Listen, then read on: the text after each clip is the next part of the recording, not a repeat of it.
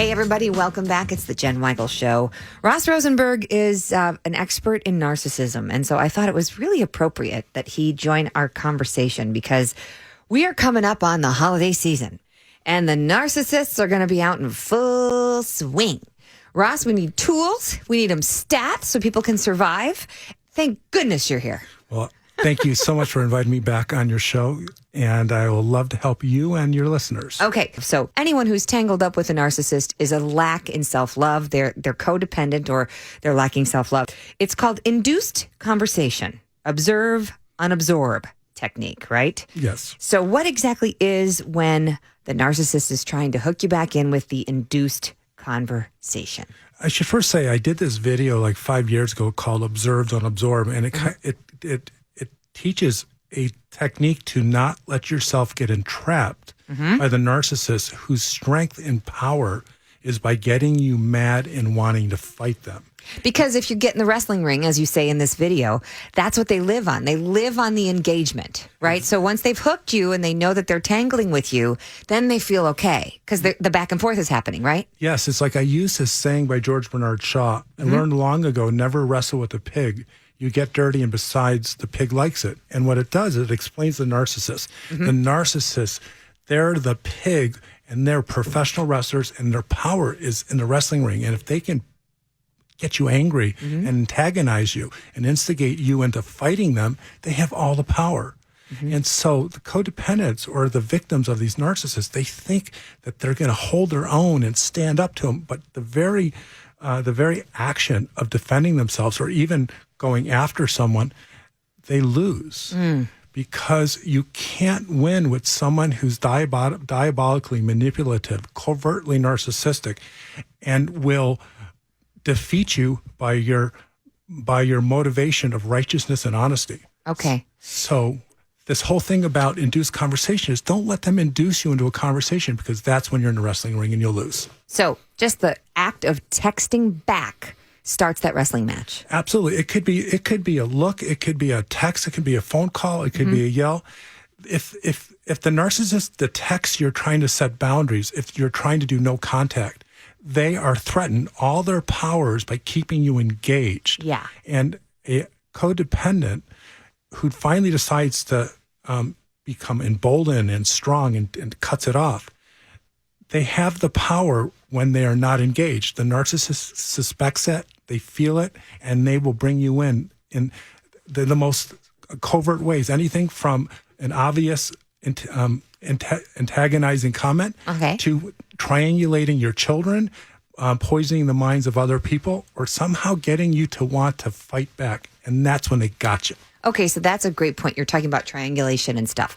Triangulation is a manipulative tactic that pathological narcissists will do in order to overcome someone, to control them, to beat them down by getting someone else involved who usually is a friend or a loved one of the person you're trying to hurt. When you can get someone to take your side by manipulating and lying to them, now you've taken away the victim's ability to protect themselves. So so it could be your child, it can be your best friend, it can be your boss. It is. So if you think of a triangle, you get two ends of the triangle. Yeah. And the other. So it's a power move. They're trying to take you down by going to your friends or associates or what have you, planting seeds of doubt and inaccuracies so that then they look less appealing so that you look more powerful as the narcissist. Exactly. And it's a part of gaslighting, and it's a part of how the narcissists maintain power and control is by finding any tactic to weaken the codependent.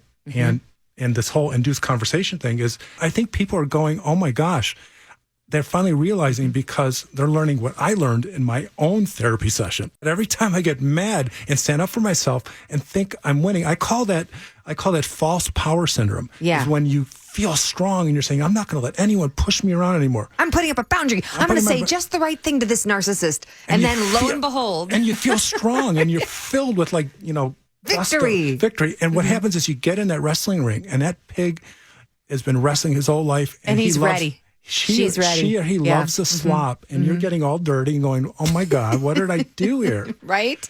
Are most narcissists also addicts or have issues with addiction? Are a lot of them? No. Actually, addiction is independent of narcissism. You can be a codependent and an addict, a narcissist and the addict. But addiction in itself is a narcissistic process. So if you're a pathological narcissist and you're an addict, look out.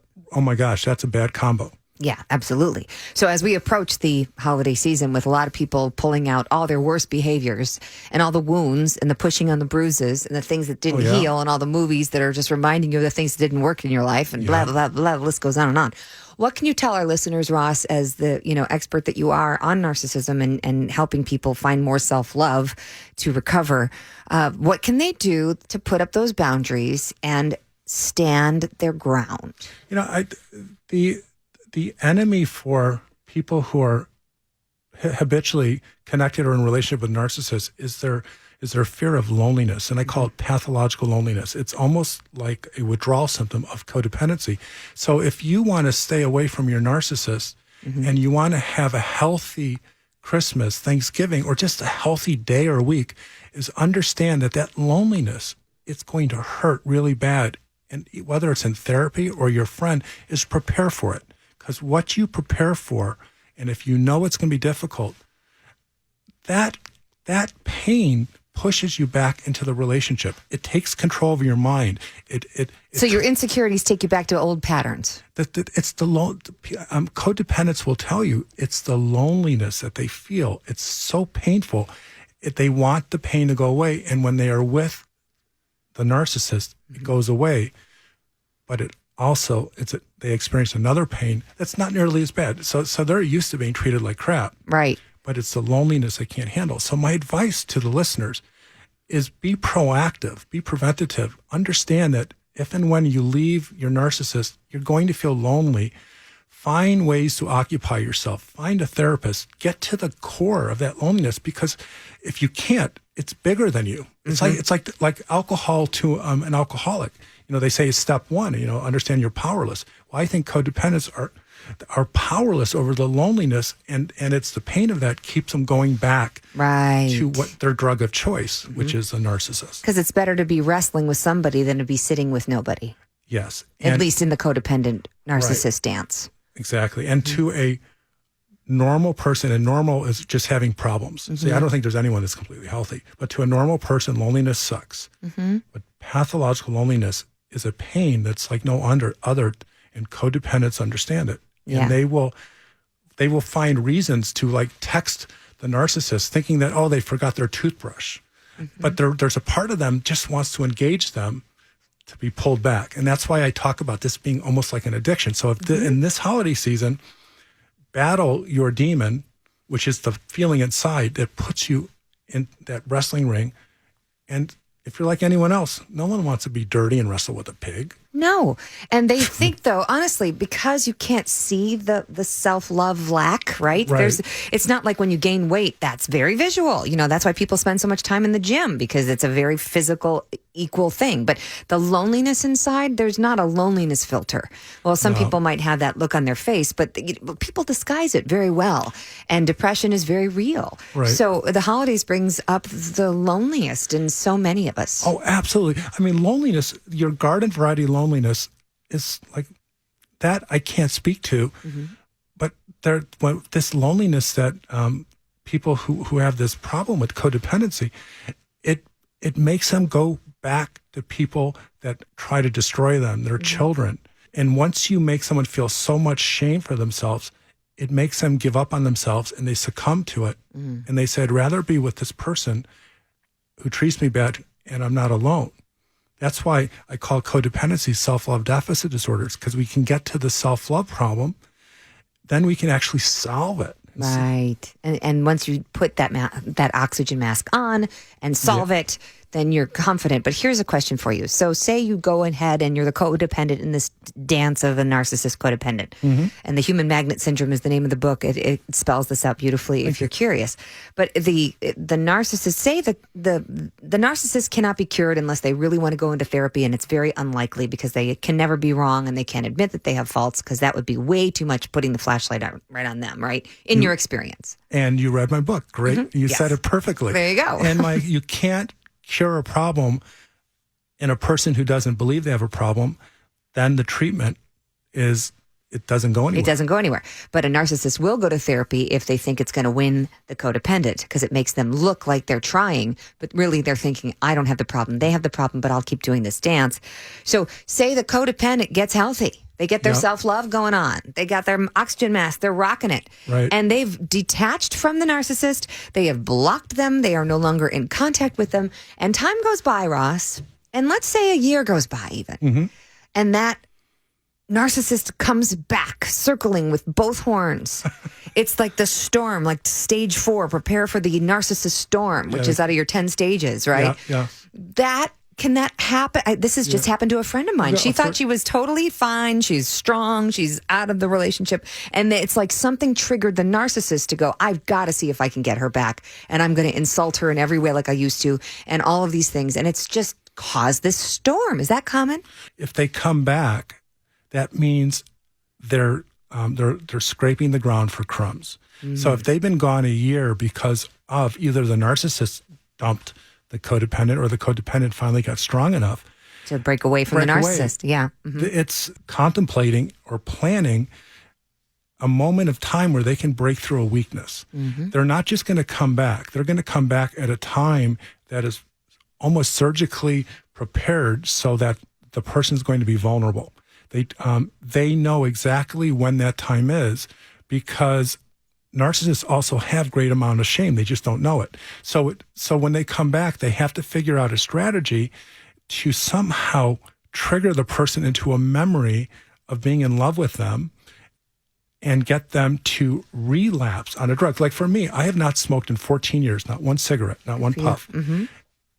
If I all of a sudden someone told me to smoke a cigarette, I promise you, I would be like craving cigarettes right away. Right. You know yourself and your addiction. So I say to anyone in this holiday season, if they're getting lonely, but they're being strong, that could be your weak point. So be around friends, find family, find activities, find something that feeds that part of you that's starting to love yourself, because the loneliness, it feeds on the shame. It's like moss can't grow in the light. Mm-hmm. Loneliness can't grow in the light of friends and self-esteem. And do whatever you can to feed yourself, because once you become depleted, or if you're like you're hungry, you have to feed yourself, right? And feed your emotional self so that you don't fall victim and end up in the wrestling ring.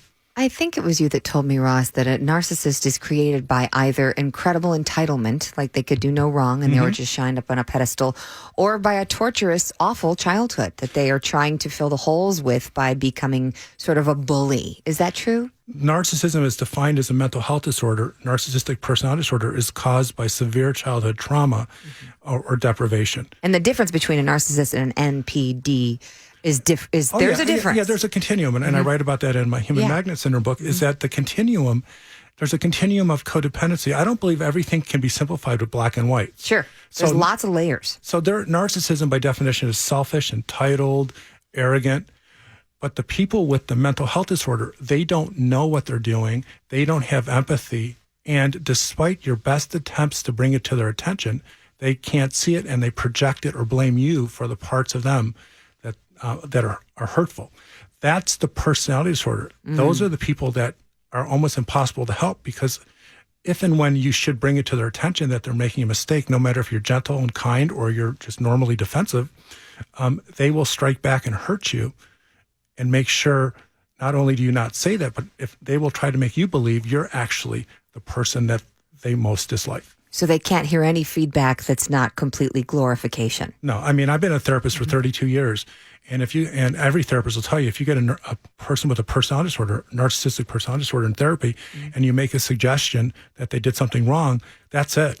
Yeah, therapy's over. They never come back. They come back. Marriage therapy, if you're a marriage therapist, and I say this tongue in cheek because I don't really mean it, right? But if you ever want to end marriage therapy with a very frustrating narcissist and a codependent, all you have to do is just give feedback to the narcissist and say, no, I really think what you're doing is hurtful and selfish. Well, that's it. They'll walk out. Yeah, because they're done. Anything that comes close to the truth is too painful, and they have to project all that shame that they have on themselves that they don't even know about, and they see that in a person. Narcissists will call everyone selfish, arrogant. They project it all on the world. And everybody around them. Yes. So this is going to happen at your holidays, everybody. And everybody's got a narcissist in the family, if not 5. So I remember Dr. Judith Orloff, who wrote Empath Survival Guide and Positive Energy, wonderful therapist from out in California. And she said that she talks about energy vampires, and they start sucking the life out of you. And you can literally feel like a deflated balloon, and you don't know why. And it's because they've put their hooks into you, and they're just sucking the life out of you. And she said, one wonderful thing to say is when somebody starts complaining and they start trying to siphon out your life with everything's wrong back to you, and then this happened, and then this guy, and then this girl at work, and I could see why that's difficult. Oh my gosh. And that's it. I could see why that's difficult. Not, oh, I'm so sorry. Because even if you say, oh, I'm so sorry, you're still taking it on energetically. Right. You're actually agreeing and you're matching that vibration. Does that make sense? It does. Okay. It does. But to just reflect it back, you kind of hit it like a tennis ball. Like, oh, I could see why that would be difficult. Boom. Any more eggnog, Mom? Well, and essentially, just walk away. And essentially, you're talking about my observe, don't absorb technique. Is the narcissist get all their power by a reaction, and so if you can disconnect yourself from the emotion, you have all the control. If you can observe the narcissist, watch you, watching the narcissist trying to antagonize you, and observe it and not absorb the toxins, you're in complete control. So what you just said is a person that's in control, and you can go to a family event and have a good time while everyone's trying to antagonize you. And the reason you're not upset is you don't let them in your head. You don't rent them space. And that goes back to the induced conversation topic we talked about in the beginning. They get power when they get you upset. Right. Or they seduce you and they're trying to get you into a relationship or back. Stay strong, people. Don't be lonely. Call a friend. Text a friend. Reach out. I always do that on the holidays. If something isn't happening, I will actually reach out to mutual friends and say, what are you doing? In fact, I can't even tell you how many Thanksgivings that's been one of those things where I've literally called around and we find each other, and that's how you make a community. It is important to stay connected this holiday season so you don't get sad. So thank you, Ross Rosenberg, for all of your wisdom. The Human Magnet Syndrome is the book. Selfloverecovery.com is the website to find the tools and the seminars and the gatherings. And then, of course, YouTube. You could just look up Ross Rosenberg and you will see his YouTube channel. And you can watch some of these videos. I'm so happy you're bringing this topic up to your listeners. Thank you very much for this. Oh, thank you for all you do and for your wisdom as well. Everybody stay tuned. It's The Jen Weigel Show. The Jen Weigel Show.